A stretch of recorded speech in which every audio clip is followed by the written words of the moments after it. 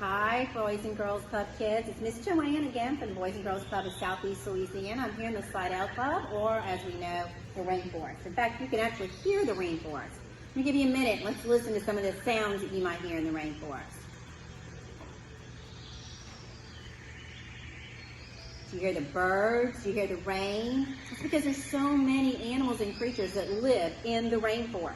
I'm so glad to be joining you guys again. Today I want to talk a little bit about the animals that live in the rainforest. So we're going to start with a few of my favorites. And some of the things that we see in the rainforest. This is a macaw. Look at the beautiful colors of the macaw. These animals are going to be found up in the higher levels, and they're going to be beautiful colors, and it's because they kind of blend in with the fruits and the flowers and all the colors of the rainforest. Now, a macaw has a very strong beak, so it can just break open the different nuts and everything that it eats. It likes to have nuts and seeds, and it has like a scaly tongue, like a bony tongue that can get inside the nut and get everything out that it needs. Also, they have these gripping toes. I don't know if you can see in this one, these gripping toes, they can hold tight to some of the higher elevation trees that it's in. But they also have these beautiful, graceful tails. These are macaws. We're going to learn how to make a macaw next. All right. Another one of the animals that I think is so very cool in the rainforest are your red-eyed tree frogs. I mean, look at this frog. How cute is that? Now, the thing about the tree frogs is, as you can see, it has these weird colored feet. And that's because on the bottom of the feet, they have these kind of like suction cups that allow them to climb things, and they can jump and hold on. Now you'll see like its name, it has red eyes, and that's because it's a small little frog, and those red eyes, they can kind of frighten predators, so the animals that might want to eat them.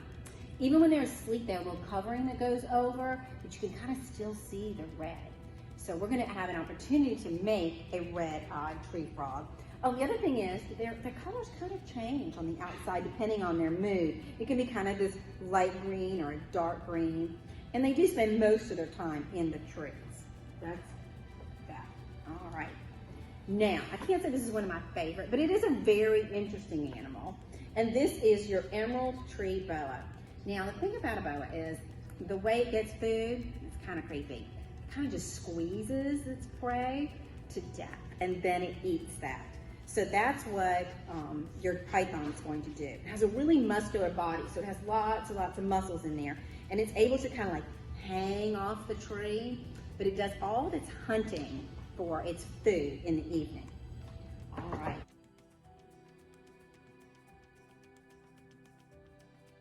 Other really interesting animals that live there in the rainforest. We have lemurs, which are just the cutest animals. And of course we have the orangutans. There's a baby orangutan. We're back to the orangutans. These are very interesting. This is a capybara. You might find these in a rainforest. One of my most favorite animals that I had an opportunity to meet was a sloth. And they are also found in the rainforest. So, while we're here, we're going to go ahead and we're going to try to make some of these. Now, you know I love paper plates. I love to make these paper plates because they're inexpensive and most people have them around the house.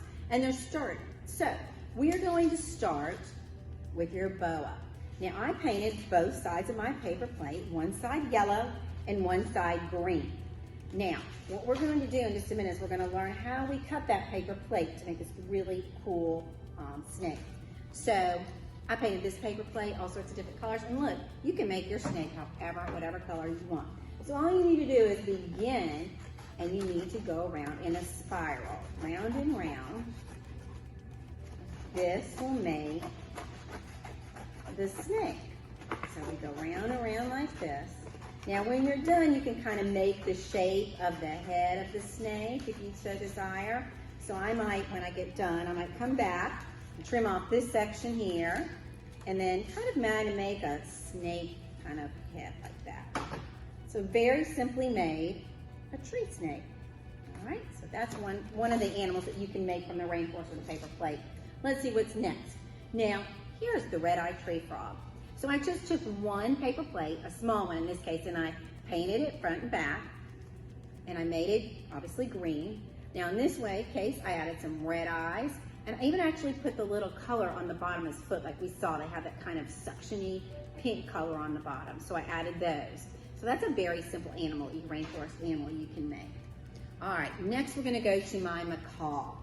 Now I chose these 3 colors because we saw macaws are very, very colorful. And while it looks very, very detailed, it's actually just a couple paper plates. So I took 2 small paper plates, I added a tail, and I added some feathers. Now you can make your macaw whatever color you want. They're bright colors, they're red, they're blues, they're greens. And I actually put an eye on my macaw. So there you go. Now finally comes to my morpho butterfly. Like I said, when I was up in the rainforest, these were everywhere. And they're generally a blue and a black color. So let me show you, because this is a little more difficult on how to cut. I'm going to show you how we're going to cut the paper plate in order to make the morpho butterfly. So I took the paper plate, I folded it in half, drew a line down the middle, and I sectioned off an area like this. So I'm going to cut those pieces out. And it doesn't have to be an exact, because you're just making the wings of the butterfly. Now remember, you don't have to use paint. You can use crayons, you can use watercolors, whatever you got around the house is fine. So I have 2 pieces, and I actually attach them back to back. Okay. Then I have some blue paint, but again, use your markers, use your crayons, whatever you would like to do, and you're going to paint it. Now, I decided to add a little extra. So I have 2 napkins, blue and black napkins, and I just cut out pieces to decorate them. So after I finished painting, I glued those on, and finally, I made a body. Now you could use all sorts of things like this. You could use, you can use paper if you'd like. You may even be able to use a clothespin if you'd like right there. But that's how you make your butterfly. I hope you guys have an opportunity to kind of look into rainforest a little more closely, because they really are such a fascinating habitat with so many animals and so many things. I thank y'all for joining me today, and have a good one. Bye-bye.